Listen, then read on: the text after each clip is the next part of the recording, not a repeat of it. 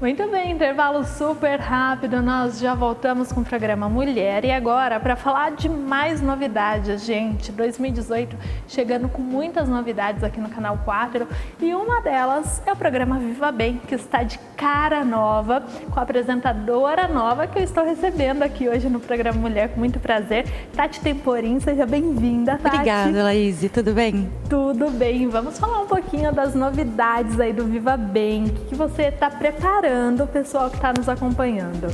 Então, Laís, assim, um programa que já existia na grade da TV, mas que quando teve essa oportunidade de eu começar a apresentar, eu pensei em deixar justamente com uma cara nova, com quadros interessantes, porque falar de saúde é tão importante, né? Então a gente quer falar de atividade física, de qualidade de vida, de hábitos saudáveis, tudo que faz com que uma pessoa tenha realmente uma vida feliz. E é tudo que todo mundo quer hoje, né, Tati? É estar de bem com a vida e estar ali fazendo atividade física, estar com a saúde em dia. E o programa vai trazer dicas para isso, realmente. Eu acho que hoje muita gente parou de se preocupar só com a parte estética, né? De estar com um corpo bonito só por estar com um corpo bonito, mas também com a saúde. E assim, tanto de corpo quanto de mente, se hoje a gente acompanha rede social, as pessoas que têm mais seguidores, traz tudo isso para o público, né? Então é isso que eu quero trazer, assim, uma variedade de temas e explorar isso da melhor maneira possível, da maneira mais dinâmica, para que todo mundo possa descobrir junto comigo, que também vou entrar meio de... Tô começando agora, vamos ver como que vai ser. Isso que é legal também, né, Tati? Você entrando também nesse universo. Eu falo que o primeiro tema do programa vai ser justamente sobre a hora de começar, porque isso é uma coisa que eu trouxe de mim. Eu sempre fui aquela que sempre leu as coisas, sempre falou, começo na segunda, começo ano que vem. E essa segunda nunca chega. Nunca chega. Se chega, acaba na quarta. Procrastinação. Exatamente. Ana, igual você tá ali, ó, a gente já falou sobre isso aqui no programa e eu já aprendi, viu? A gente vai adiando. Por que será que isso acontece tanto, né, Glaucia? Depois conta pra gente. Mas, essa também é a minha ideia, de começar a colocar isso em prática também na minha vida, para saber justamente do que eu tô falando, sabe? Ai, que legal. E vai ter as gravações aqui no estúdio, né? Gravações externas também. Sim. Tudo isso de uma maneira muito dinâmica, muito né, dinâmica. Tati? Eu acho que isso é o que prende mais o telespectador, que torna mais interessante, né? Então, vai ter a gravação aqui no estúdio, a estreia vai ser na próxima segunda, às 9h45 da noite. E sempre com matérias externas também, com outros entrevistados, personagens. Falar de famosos também, né? Porque a gente é bem curiosa. Ah, e todo mundo gosta, né? Todo mundo gosta. E todo mundo gosta de saber o que eles estão fazendo para fazer igual. Exatamente. Né? Então, que bom. Então, o público que já acompanhava aí, né, o Viva Bem, pode ficar ligadinho que segunda-feira está de volta na grade de programação aqui do Canal 4.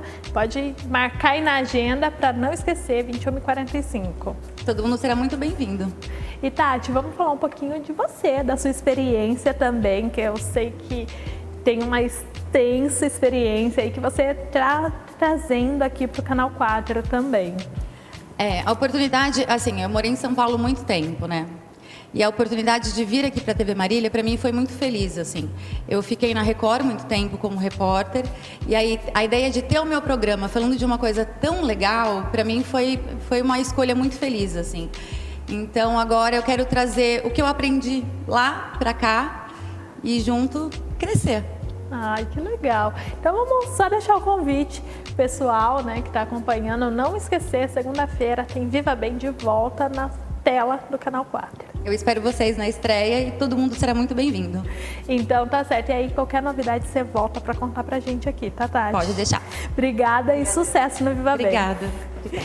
É isso, gente. Todo mundo ligadinho. Então, segunda-feira, Viva Bem de volta na grade de programação do Canal 4, 21h45. Lembrando que vocês também podem acompanhar pelas redes sociais, Facebook do TV Canal 4. Só ficar ligadinho que vocês vão acompanhando todas as novidades. A gente está preparando também para o Dia da Mulher. Você viu que tem apresentadora nova chegando aqui no canal. Tem muita mulher aqui e a gente está preparando um programa especial também de Dia da Mulher.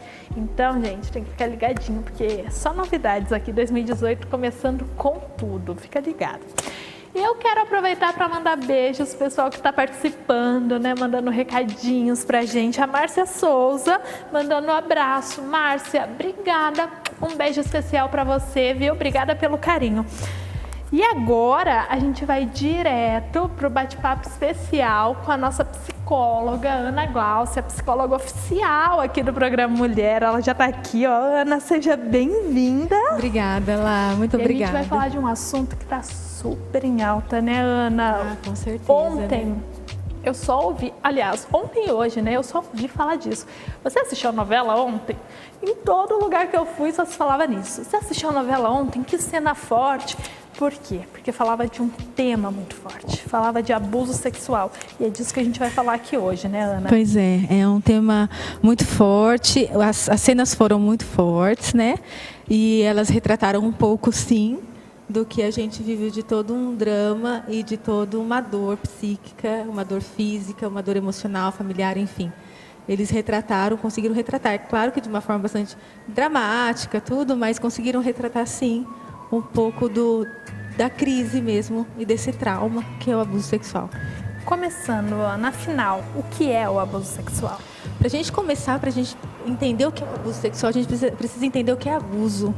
Então, em todos os âmbitos, né? Então, abusar é você passar do limite, é você conseguir ultrapassar aqueles limites, aquelas barreiras colocadas por alguma determinada coisa, determinada pessoa. Então, abusar de bebida alcoólica, abusar disso, abusar daquilo. Então, é passar mesmo dos limites. E quando a gente fala de abuso sexual, é esse passar dos limites dentro de caráter sexual, dentro de características sexuais. É muito mais amplo do que somente o ato sexual indesejado, o ato em si. Mas o abuso sexual, ele pode vir de diversas maneiras, não somente num ato mesmo consumado, um ato sexual consumado e indesejado.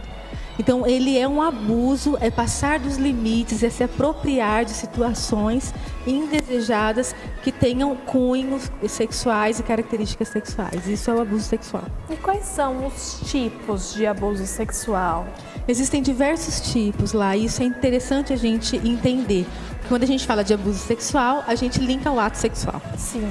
Só que existem diversos tipos de abuso sexual sem contato físico e abuso sexual com contato físico. O assédio sexual é um abuso sexual. Você não ter necessariamente o contato mesmo, a relação sexual, mas você ter práticas também condizentes a alguma característica sexual é um abuso sexual. Você falar palavras obscenas para uma pessoa, você incitar algumas coisas, algumas situações, é um abuso sexual. Então, tudo que tem características sexuais está ultrapassando o limite que as pessoas colocam, isso é o abuso sexual. Assédio é o abuso sexual. Exibicionismo é o abuso sexual. Voyeur é o abuso sexual. Estupro é um abuso sexual. Então, são várias características de abuso sexual. Então, a gente precisa entender, porque a gente pode estar sofrendo um abuso sexual. Sem nem saber. Sem nem saber. E também nós podemos estar sendo abusadores, né? Eu acho assim que é muito interessante a gente falar sobre isso, porque muitas vezes a brincadeira ela passa a ser um abuso. Não, mas é uma brincadeira. É muito interessante quando existe abuso sexual, para você ter uma ideia, dentro de uma relação de casais. Vamos supor uma relação, um casamento, um ato sexual. Por mais que a pessoa não queira ter aquele ato sexual, mesmo que ela não brigue ou não empurre ou não, sabe, fique violenta, não agrida, mesmo que ela não queira, isso é um abuso sexual. Então, o abuso sexual ele está dentro de várias relações, entendeu? De brincadeiras, de um colega de trabalho, de um assédio, né? De um colega de trabalho, de uma fala, de uma ideia que você dá, de um toque, que a pessoa se sente invadida. Isso é um abuso sexual. Então, muitas coisas hoje a gente pode caracterizar como abuso sexual e passa muito despercebido, né? E parece que hoje a gente ouve falar mais, né, Ana? Parece que antes não se falava em abuso sexual. Por que disso? Talvez por 2 movimentos. Talvez porque hoje realmente as coisas estão muito mais explícitas, né? A mídia veio aí também para explicitar muitas coisas. Talvez hoje a gente tenha também um empoderamento maior para poder falar isso sem alguma retaliação, por mais que existam muitas retaliações. Então tem muitas características aí, vai muito da dinâmica que a pessoa está inserida, né?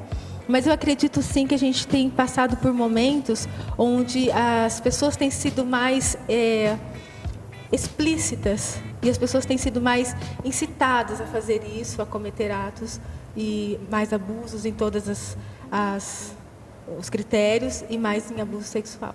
Talvez sim a mídia tenha um pouco de responsabilidade nisso e talvez a gente tenha perdido um pouco dos limites, né, dos respeitos. E eu acredito que a gente pode considerar essas possibilidades lá. E Ana, quais são os sinais que uma pessoa que está sofrendo os abusos, ela dá? Como que outra pessoa pode reconhecer esses sinais? Pois é. A gente viu muito na novela uma criança, né? Ela foi abusada sexualmente na infância. Na criança, a gente consegue perceber algumas alterações de comportamento. Alguns estudos dizem que a criança pode apresentar uma rejeição ao abusador ou uma aproximação ao abusador.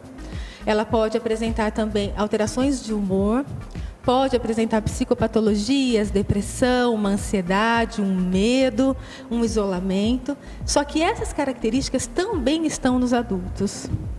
Porque não são todos os adultos que conseguem procurar ajuda e dizer que estão sendo abusados sexualmente. Existem muitos tabus ainda a serem quebrados nesse sentido. Então, sim, uma pessoa que se sente incomodada na presença de outro, uma pessoa que não quer ficar naquela reunião com aquela pessoa, uma pessoa que não quer pegar aquela carona, uma pessoa que começou a ter algumas interpretações erradas, ou então começou a ter crenças diferentes daquele abusador, uma pessoa que talvez esteja já falando, puxa vida, fulano tá, sabe, pesado, fulano já está passando dos limites, fulano, uma pessoa que questiona, uma pessoa que verbaliza, ela pode estar sofrendo algum tipo de abuso, sim. E às vezes lá as pessoas elas não falam e não vão às vias de fato nessa questão do abuso, porque tem muito afeto envolvido, né? Depende muito de onde o abuso acontece. Muitas vezes o abuso acontece numa relação de trabalho, muitas vezes o abuso acontece em casa, muitas vezes o abuso acontece de um amigo. Você fala assim, não acredito que ele está fazendo isso. Não pode ser, né? Não, gente, muitas para. Vezes a pessoa se recusa a acreditar. Não, era uma brincadeira só. Nossa, mas ele está brincando mais vezes, né? Está brincando várias vezes. Não é possível que ele está pensando isso. E às vezes a pessoa não consegue realmente acreditar naquela situação e colocar para frente, sabe? Porque eu acredito que a gente coloca os limites, mas as pessoas ultrapassam os limites por quê? Por que se estão ultrapassando os limites? Eu acredito que tanto o abusador quanto a vítima precisam se colocar e se posicionar de uma outra forma. É claro que a gente não tem como instrumentalizar muitas pessoas. Tem muitas crianças que é muito difícil você instrumentalizar a criança para ela se empoderar e falar isso. Por isso que a criança ela precisa ter um adulto muito esperto perto dela. Ontem mesmo na novela, a menina falava, a atriz falava assim, mãe, como que você não viu? Percebeu. Gente, aquilo ficou tão eu fiquei chocada. Como que você não viu? Como que você não percebeu isso? E ela viu. Lá no fundinho, ela viu. Talvez ela falou assim, não, gente, não é possível o que está acontecendo. Isso acontece muito, mas está acontecendo e a gente precisa fazer alguma coisa, porque o abuso ele traz consequências terríveis. E como que a gente pode ajudar, Ana, seja uma criança, seja um adulto, que a gente percebe que está sofrendo esse abuso, como que a gente pode ajudar essa pessoa? Como que a gente pode abordar essa pessoa? Eu acredito que tem que se abordar com muito amor e com muito carinho e com muito cuidado, porque essa pessoa ela já está sendo violentada emocionalmente, sexualmente e de outras formas aí. Então isso precisa ser abordado de uma forma muito cuidadosa e com muito carinho, perguntando, eu estou percebendo que você está tendo esse tipo de comportamento. O que está acontecendo? A primeira coisa que a pessoa vai fazer é negar. Não negue para mim, né? Diga para mim o que está acontecendo, que eu posso te ajudar. Ah, mas eu tenho medo do fulano de tal, o que vai acontecer? Gente, calma, as coisas não podem ser... Não quer saber? Eu vou lá e vou acabar com isso. Calma, porque isso pode assustar também a vítima. E a vítima não abrir a situação que está acontecendo. Uma outra coisa que a gente pode, a gente deve fazer é quando a gente perceber um abusador. Quando a gente perceber que aquela brincadeira daquele nosso colega está passando o limite. Você fala assim, olha, você está passando o limite. Você está abusando. Não, mas eu estou brincando. Não, você não está brincando, procure ajuda. Porque, gente, eu tenho certeza lá que pessoas que estão nos ouvindo são vítimas e tem abusadores nos ouvindo. Tem pedófilos nos ouvindo. Eu tenho certeza disso. E tem pedófilos em casa que sofrem com esse desejo sexual por crianças e está desesperado. Porque o pedófilo, ele é um transtorno, ele é um doente. Uma pessoa que precisa de ajuda. Então, existem pessoas assim, eu quero dizer para as pessoas que estão em casa, procure ajuda. Diga para as pessoas, eu sofro disso. Eu faço isso, eu tenho esse tipo de comportamento, me ajuda, porque tem ajuda. Existe ajuda, porque para todo comportamento que seja desadaptado, existe uma causa. E para todo transtorno mental também existe tratamento. A gente pode ajudar, né? Então, tanto as vítimas que estão nos assistindo, quanto os abusadores, que alguma vez foi acusado de abuso e fala, meu Deus, mas eu não queria, né, ter abusado dessa forma. Mas passou do limite. Por que passou do limite? Assim, procure ajuda. Para que isso não fique com um pano, sabe, pano quente em cima dessa situação. É uma situação extremamente complicada.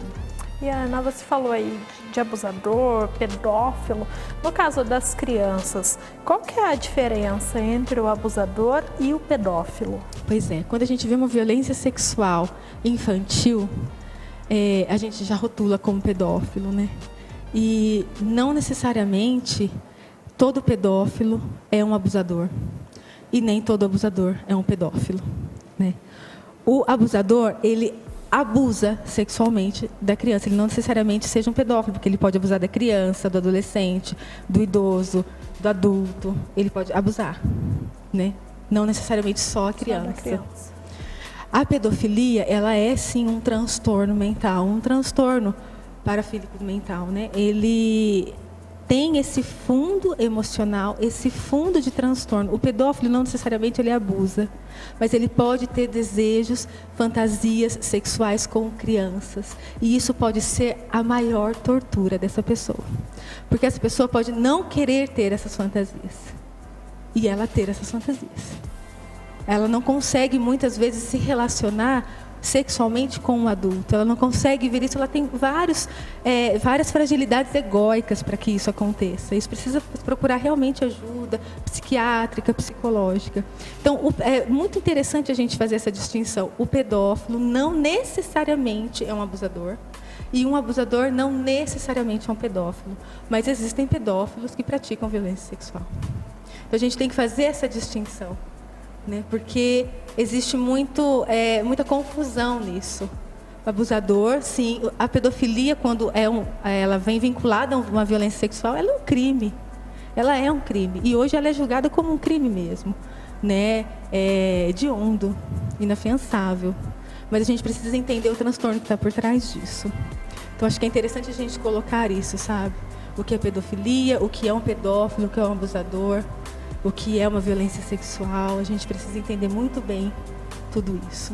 E Ana, qual a consequência para essas vítimas de sofrer um abuso sexual, seja para uma criança, seja para um adulto? Eu li um relato de uma menina que ela falou assim, foi bem um relato dela, ela falou assim, em que momento eu deixei claro que ele poderia me tocar? Então ela se culpa. Como que foi que eu passei essa informação para o meu abusador que ele poderia me tocar? Então a primeira coisa que a gente percebe como consequência de um abuso é a culpa. Eu tenho responsabilidade nisso. Porque muitas vezes o abusador culpa também as vítimas, né?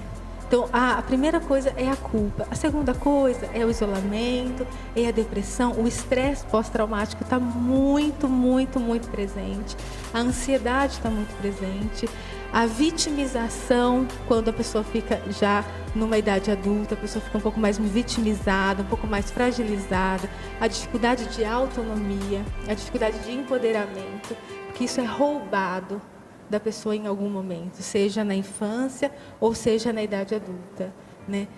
Existiu um relato de uma moça que ela falou realmente isso para a jornalista. Foi uma entrevista muito densa, sabe? E ela falou para a jornalista, ela falou assim: eu não quero mais que ninguém me toque. Ninguém mais tem o direito de me tocar. Então, a supergeneralização também está presente quando essa pessoa ela é tocada de uma forma que ela não gostaria. Ela generaliza, então ninguém mais vai me tocar. Então traz muitos problemas de comportamento, muitos problemas cognitivos e de relacionamento.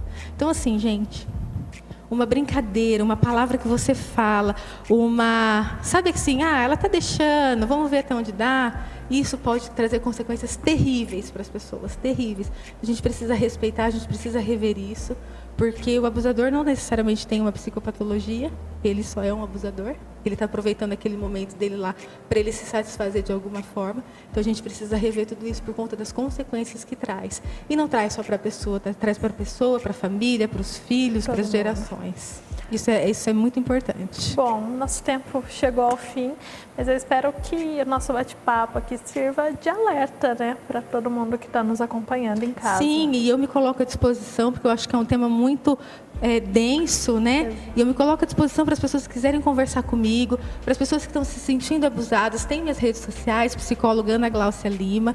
Para os abusadores, para a pessoa que fala: Ana, eu tenho esse sentimento, eu tenho essa atração, o que eu faço com isso? Me ajuda. Preciso de ajuda. Eu preciso de ajuda para que isso não evolua. Tá certo. Então, Ana, obrigada pela Obrigada presença a você, mais uma Lá. vez e a gente se vê na próxima semana. Obrigada a você. A gente vai para um rápido intervalo e voltamos daqui a pouquinho. Não sai daí que eu tô te esperando.